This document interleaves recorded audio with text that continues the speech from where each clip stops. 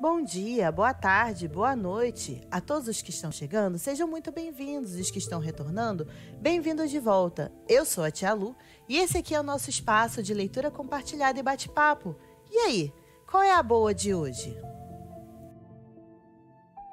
Olá, pessoa querida que está aqui me dando a honra de compartilhar mais esse momento de com você. A boa de hoje é A Coragem de Ser Imperfeito, de Brené Brown. Hoje é a parte 35 e bora para nossa leitura. E tá no finalzinho, tá aqui para o início do nosso trechinho de hoje e vamos aproveitar. Compromisso perturbador. Ousadia para rehumanizar a educação e o trabalho.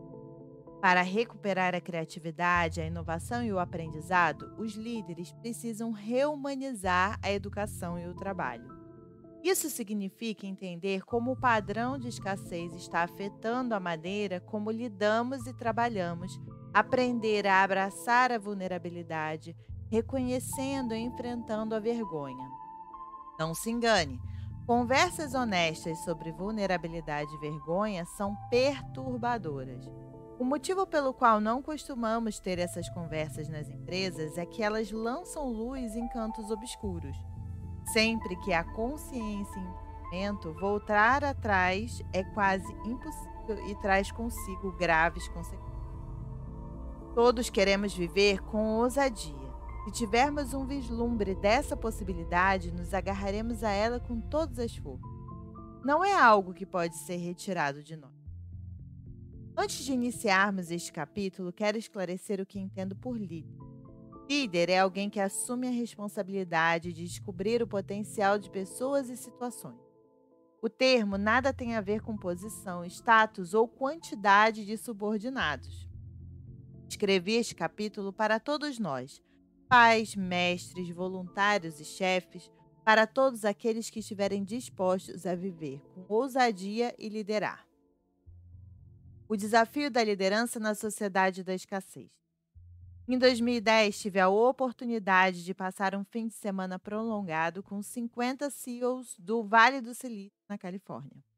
Um dos palestrantes desse retiro era Kevin Suras, não sei como é que fala, na época presidente da Cereals Materials, hoje Cereals Energy, e eleito empreendedor do ano de 2009 pela revista Inc. Eu sabia que Kevin iria discursar sobre inovação perturbadora, portanto, na minha conversa com ele, antes de nós dois falarmos para o grupo e antes que ele conhecesse meu trabalho, eu lhe perguntei: qual é a maior barreira para a criatividade e a inovação? Kevin pensou por um instante e disse: não sei se isso tem um nome, mas sinceramente é o medo de lançar uma ideia e ser ridicularizado e menosprezado. Se estivermos dispostos a passar por essa experiência e sobrevivermos a ela, depois virá o medo do fracasso e o medo de estarmos errados. As pessoas acham que só são boas se as suas ideias forem boas, que suas ideias não podem parecer estranhas demais e que elas não podem deixar de saber algo. Nossa, mas isso é tão 2022? As pessoas não podem deixar de saber algo, as pessoas não podem deixar de opinar sobre algo, as pessoas não podem deixar de colocar a sua opinião sobre algo, mesmo que ela seja embasado, fonte, vozes na minha cabeça. O que não é necessário, não é saudável nem um pouco. O problema é que as ideias inovadoras geralmente parecem loucas. E o fracasso e o aprendizado fazem parte da revolução. Mudança gradual e evolução são importantes e precisamos delas, mas estamos ávidos por uma revolução verdadeira, e isso exige um tipo diferente de coragem e criatividade. Antes dessa conversa, eu nunca havia perguntado especificamente sobre inovação aos líderes que entrevistei, mas tudo o que Kevin disse estava em sintonia com minha pesquisa sobre trabalho e educação. É verdade mesmo, falei para Kevin. A maioria das pessoas e empresas não consegue suportar a incerteza e os riscos da verdadeira inovação. Aprender e criar são atitudes que, por natureza, nos colocam em posição vulnerável. Nunca há certeza suficiente. As pessoas querem garantias. Exatamente. Tem algo relacionado ao medo que impede as pessoas de irem em frente. Elas se concentram no que já sabem fazer bem e não correm mais riscos. Houve uma breve pausa em nossa conversa até que ele me fitou e disse: Vejo que você é pesquisadora. O que faz exatamente? Dei risada. Estudo esse algo relacionado ao medo. Sou uma pesquisadora da vergonha e da vulnerabilidade. Quando voltei para o quarto de hotel, peguei meu caderno e escrevi notas sobre a conversa com Kevin. Ao pensar sobre aquele algo relacionado ao medo, me lembrei de outra anotação que havia feito no mesmo caderno. Voltei algumas folhas e encontrei o que tinha escrito depois de conversar com um grupo de alunos do segundo ciclo do ensino fundamental, galerinha ali entre 11, 14 e 15 anos, né? Sobre suas experiências em sala de aula. Quando pedi a eles que me dissessem qual era a chave para o aprendizado, uma menina deu a seguinte resposta, enquanto seus colegas assentiam com a cabeça. Às vezes, dá para fazer perguntas ou desafiar ideias durante a aula, mas se a gente pega um professor que não gosta disso, ou se alguns colegas ridicularizam quem age assim, é terrível. Acho que a maioria de nós acaba aceitando que o melhor é manter a cabeça baixa, a boca calada e as notas altas. O que é muito comum, né? É uma grande luta para quem está ali à frente, né, falando como professora, fazer com que os alunos perguntem suas dúvidas. Eles acham melhor ficarem calados, medo de serem ridicularizados, porque é uma pergunta idiota. Nenhuma pergunta é idiota se for, né? Lógico, né? Claro que tem os engraçadinhos, as gracinhas de fora de hora, fazer piadinha fora de hora não é o que a gente está falando, mas assim, nenhuma pergunta de conhecimento mais básica que seja é idiota, né? Eu sempre falo, idiota é não perguntar porque fica com aquela dúvida para você. Mas a nossa sociedade, ela ridiculariza muito o não saber. Quanto que é o natural da vida é o não saber, principalmente num momento onde você tem uma quantidade enorme de conhecimento sendo produzida e não existe a possibilidade de uma pessoa saber sobre tudo. Não existe essa possibilidade de alguém saber sobre tudo na vida, certo? Você pode saber sobre muitas coisas. Se você souber sobre muitas coisas, você vai saber muito pouco sobre cada uma delas. É impossível você saber profundamente sobre muitas coisas. Quem acha que sabe profundamente sobre muitas coisas está se enganando, né? Porque pode ter decorado muita informação, mas não tem tratamento de informação dentro da sua sabedoria. Então que fique aí, né, esse discernimento claro. Quando reli esse trecho no caderno e pensei na conversa com Kevin, fiquei pasma. Como professora, senti tristeza. Não se pode aprender de cabeça baixa e boca fechada. Como mãe de uma aluna do ensino fundamental e de um menino do jardim de infância, me enfureci. Como pesquisadora, comecei a ver como são frequentes as semelhanças entre as lutas do nosso sistema educacional e os desafios que enfrentamos no local de trabalho.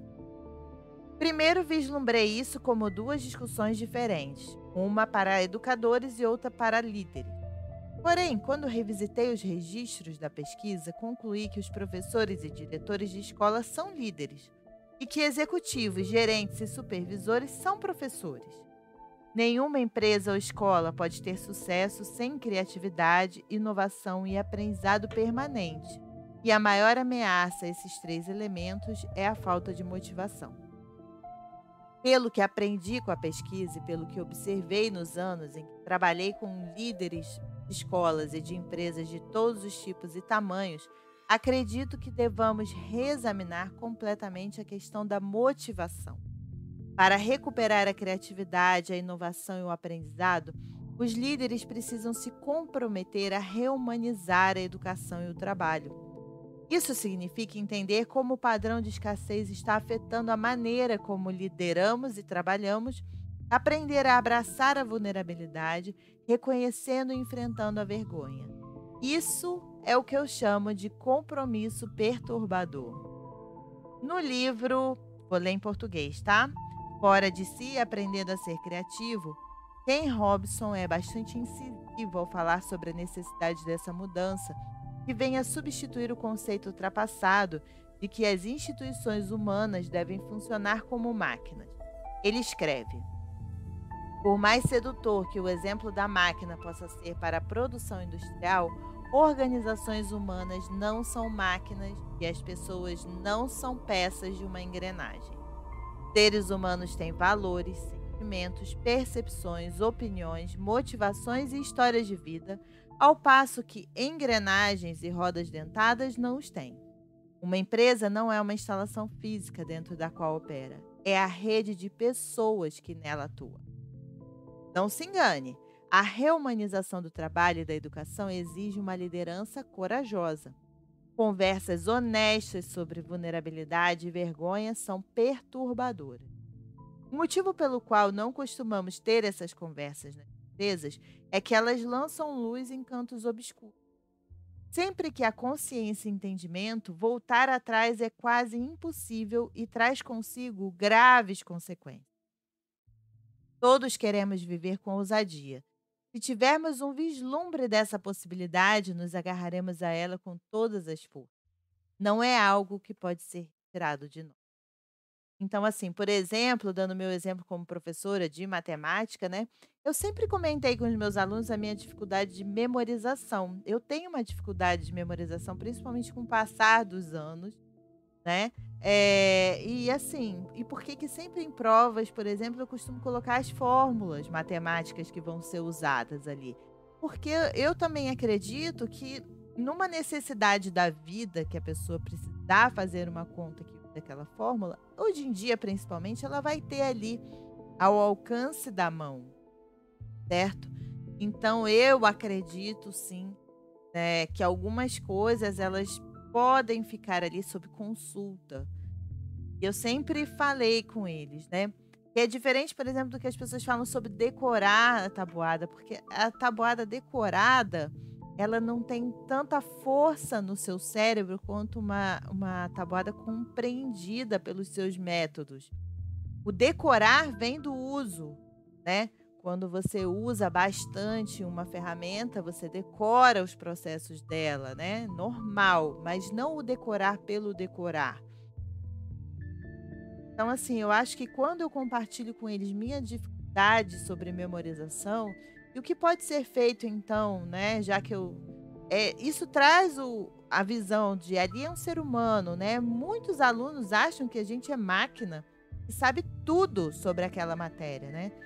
Enquanto que, por exemplo, se eu for dar uma aula hoje sobre um assunto um pouquinho mais, né, complicado, do ensino médio, do terceiro ano, eu vou ter que parar para estudar, para rever, relembrar e tudo mais, né? Não sai assim, não está tudo ali armazenado, a flor da minha consciência.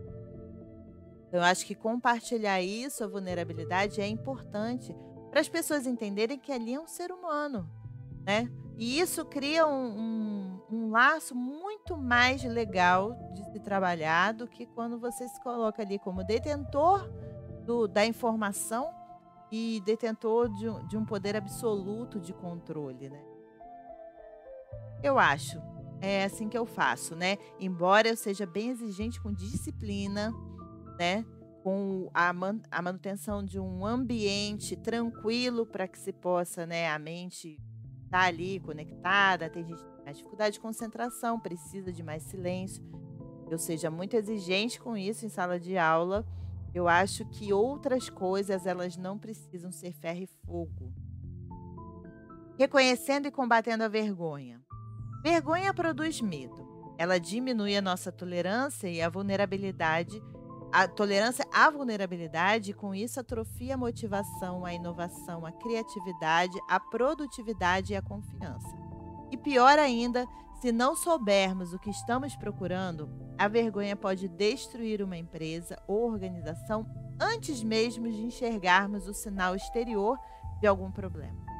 Ela atua como cupins em uma casa de madeira. Fica escondida no escuro, atrás das paredes, devorando gradativamente a nossa infraestrutura, até que um dia os degraus da escada desabam de repente. Então, descobrimos que é só uma questão de tempo até que as paredes também desmoronem. Da mesma maneira que apenas uma caminhada pela casa não será capaz de revelar a presença de culpados, um giro pelos escritórios ou pelas salas de aula não detectará um problema de vergonha.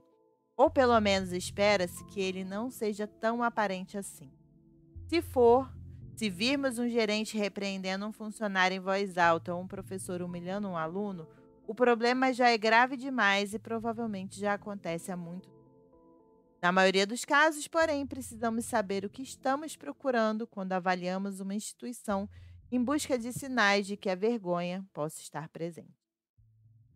E assim a gente vai terminando a nossa leitura de hoje com essas reflexões. E aí, você está gostando? Deixa o like aqui no vídeo, isso ajuda muito a gente incentivar esse canalzinho dentro do YouTube. E além disso, você informa para o YouTube se você gosta dessa autora, de leituras compartilhadas. Então, deixa o seu like aí pra gente, é muito legal. Se inscreve aqui no canal para acompanhar e também compartilha esse vídeo aí com seus amigos, tá bom? Aqui embaixo tem os links das minhas redes sociais, Twitter e Instagram. E aqui em cima tem uma playlist com todos os trechos já lidos de A Coragem de Ser Imperfeito, de Brené Brown. Espero que vocês fiquem bem. Muito obrigada pela sua companhia. A gente se vê no próximo vídeo. Um beijo. Tchau!